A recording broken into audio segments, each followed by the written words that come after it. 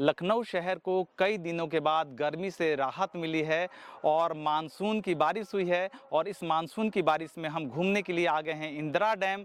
नीचे जो भी सीन आपको दिखाई पड़ रहा है वो गोमती नदी है और गोमती नदी के ठीक ऊपर नहर, इसे हम शारदा डैम के भी नाम से जानते हैं और इसे मैं बहुत करीब से आपको दिखाने की कोशिश करूंगा।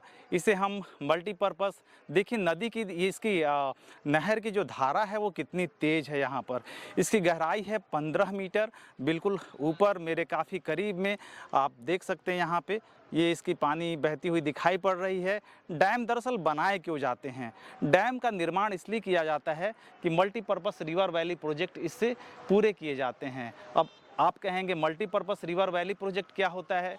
तो मल्टीपर्पज़ रिवर वैली प्रोजेक्ट का अर्थ होता है कि एक साथ कई सारे उद्देश्यों को पूरा करना। उद्देश्य कौन से होते हैं? जैसे इरिगेशन का काम होता है, इलेक्ट्रिसिटी प्रोडक्शन का काम होता है, फिशिंग का काम होता है और टूरिज़्म का भी काम होता है।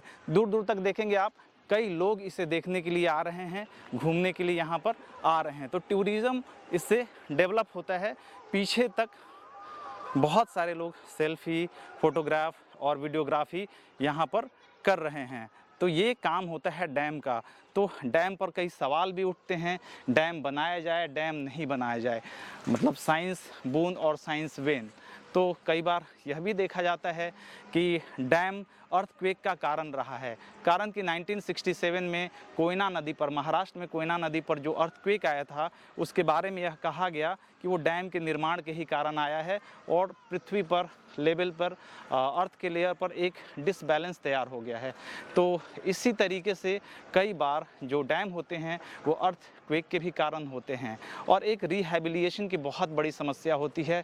कई एकड़ भूमि से लोगों को बेदखल होना पड़ता है, जाना पड़ता है, क्योंकि डैम का एरिया कोई छोटा मोटा एरिया होता नहीं है, इसका एरिया बहुत बड़े क्षेत्र में फैला होता है। तो यहाँ से आप देखेंगे, ये तो डैम का आपको ये एरिया नीचे का दिखाई पड़ रहा है जहाँ से पानी तेज़ गति से बह रही है और पीछे की तरफ काफ़ी दूर तक